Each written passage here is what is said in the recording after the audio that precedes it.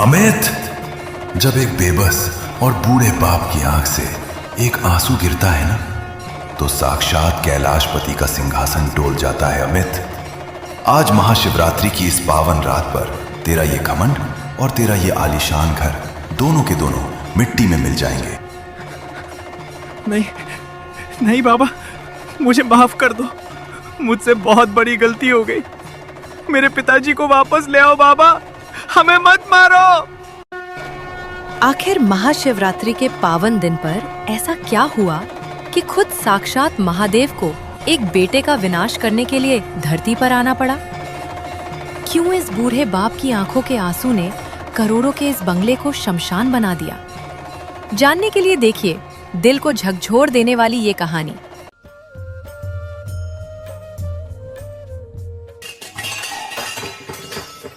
हर साल का यही नाटक है आपका। आज महाशिवरात्रि है, घर में मेहमान आने वाले हैं और आप इस फटे पुराने कंबल को लेकर पूरे घर में घूम रहे हैं। बदबू आती है इसमें से। बहू, ये कंबल तुम्हारी सास ने अपनी आखिरी शिवरात्रि पर मुझे दिया था।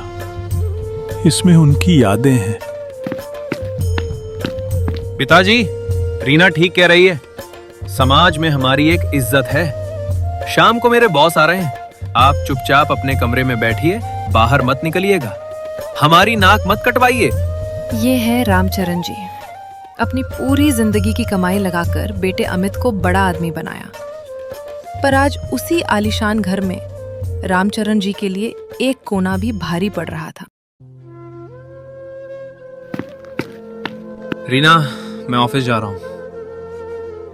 और हाँ, जरा इनको समझा देना। रोज रोज इनका ये फटे कंबल को लेकर लिविंग रूम में बैठना मुझे पसंद नहीं है। घर का पूरा लुक खराब होता है। मैंने तो सुबह ही कहा था, पर इन्हें समझ कहाँ आता है। अब तो मुझे भी इस घर में घुटन होने लगी है। बेटा अमित, मैं तो बस यहाँ धूप आ रही थी, इसलिए बैठ गया था। मैं अपने कमरे में चला जाता हूँ। कमरे में नहीं पिताजी, अब बहुत हो गया। रीना, इनके कपड़े और ये पुराना कंबल उठाओ और इन्हें बाहर गैरेज वाले स्टोर रूम में शिफ्ट करो। आज महाशिवरात्रि है, मैं घर में कोई किचकिच नहीं चाहता। आज के बाद ये मुख्य घर के अंदर नहीं दिखने चाहिए। चलो उठो यहाँ से, गैरेज में जाकर आराम से महादेव का नाम जपिए। यहाँ हमारा मूड मत खराब कीजिए।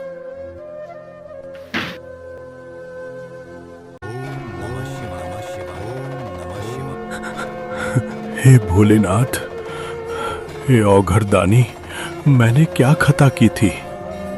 बेटे को काबिल बनाया, क्या यही मेरा गुनाह था? आज तुम्हारी इस पावन रात में मेरे पास सिर छुपाने की जगह भी नहीं है। मुझे अपने पास बुला लो प्रभु। क्यों रोता है इंसान? जिसके साथ त्रिलोकी का नाथ हो, वो कभी अनाथ नहीं होता। बाबा, मेरा अपना खून ही पराया हो गया। अब इस जीवन में क्या बचा है? कर्मों का हिसाब बहुत सच्चा होता है भगत।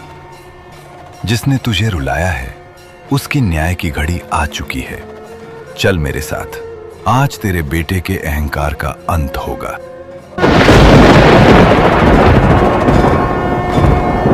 कौन हो तुम? और इस बूढ़े को वापस यहाँ क्यों लाए हो? बाहर निकलो मेरे घर से। तेरा घर अमित, जिस जमीन पर तू खड़ा है वो तेरे इस बाप के पसीने से सींची गई है। जिस छत के नीचे तू ऐश कर रहा है वो इसके त्याग की है। जिसने तुझे चलना सिखाया, आज तूने उसे ही घर से निकाल दिया।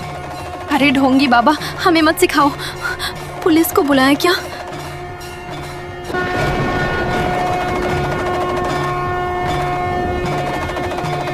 जब एक बूढ़े बाप की आंख से आंसू गिरता है तो कैलाशपति का सिंहासन डोल जाता है। आज महाशिवरात्रि है और आज तेरा सर्वनाश निश्चित है।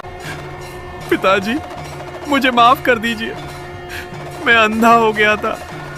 पैसे और घमंड ने मुझे अंधा कर दिया था। भगवान के लिए हमें बचा लीजिए पिताजी। बाबूजी, हमें माफ कर दीजिए। हम आज के बाद कभी आपकी बेइज्जती नहीं करेंगे। हमें इस तबाही से बचाइए। प्रभु, ये नासमझ है, इन्हें माफ कर दीजिए। एक पिता अपने बच्चों का विनाश कभी नहीं देख सकता।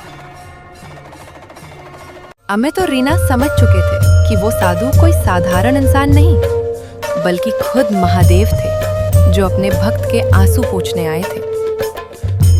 उस दिन के बाद अमित और रीना ने रामचरण को भगवान की तरह पूजकर घर में रखा। दोस्तों, माता पिता इस दुनिया के जीवित भगवान हैं। महाशिवरात्रि पर पत्थरों को पूजने से पहले अपने घर के जीवित महादेव और गौरी यानी अपने माता पिता का सम्मान करें। अगर कहानी दिल को छू गई हो तो नोक झोंक ड्रामा को सब्सक्राइब करें और कमेंट में हर हर महादेव जरूर लिखें।